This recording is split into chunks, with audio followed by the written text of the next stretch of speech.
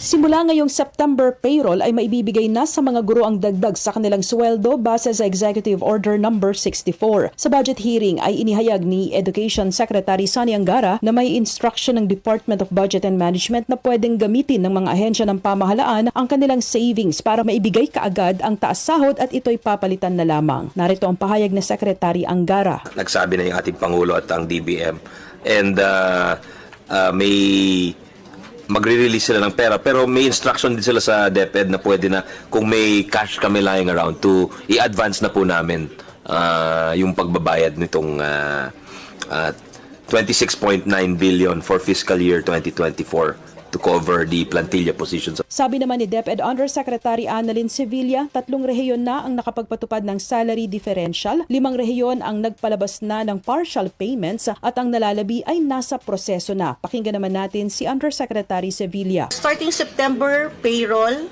they are already authorized. They meaning all our regional payroll system units. Through the memo issued by the Finance and HR, we already issued it 2 weeks ago so that they can prepare the NOSA or the Notice of the Salary Adjustment.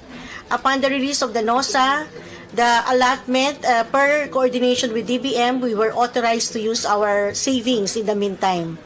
And they will replenish us. Kasama sa matatanggap ng mga guro ang retroactive increase para sa buwan ng Enero hanggang Agosto ngayong taon.